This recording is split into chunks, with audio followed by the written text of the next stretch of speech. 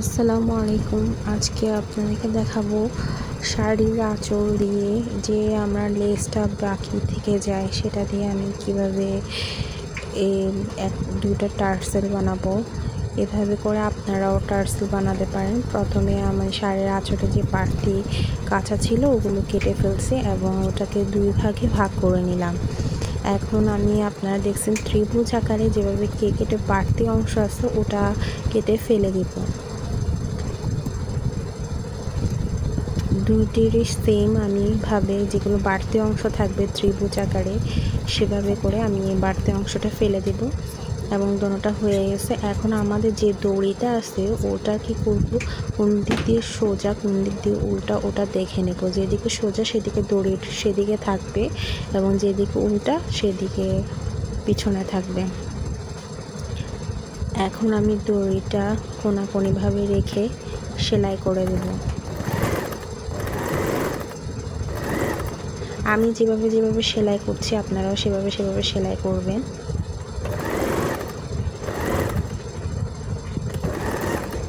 এখন এতটুকু ফাঁকা অংশ রেখে স্টপ রাখবো। এখন ত্রিভুজের যে মাথা দেখছেন আমি সেদিকে করে উল্টাবো কাপড়টা।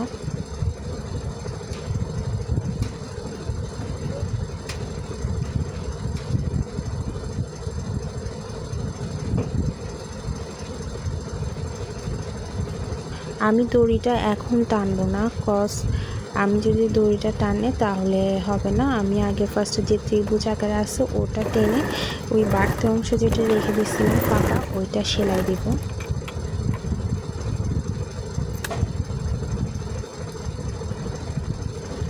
যে সুতাগুলো আছে ওগুলো কেটে নেব। এখন দড়িটা সুন্দর মতো টেনে নেব। ওই যে ফাঁকা অংশটা করছি এটা একটু ভিতরে ঢুকিয়ে দড়িটা বের করে দেব। সুন্দর আমাদের একটা টার্সেল হয়ে গেছে শাড়ির লেস দিয়ে, শাড়ির আঁচলের লেস দিয়ে। নিচে যে লেস বাড়তি অংশটা থেকে যায়, আমাদের অনেক শাড়ি পুরানো হয়ে যায়, আমরা এভাবে টার্সেল বানাতে পারবো। সেমভাবে আরেকটা আমি করে নিব, আপনারা এটা দেখে নিন। এটা ওইটা না বুঝলে এটা ভালো করে দেখে নিয়ে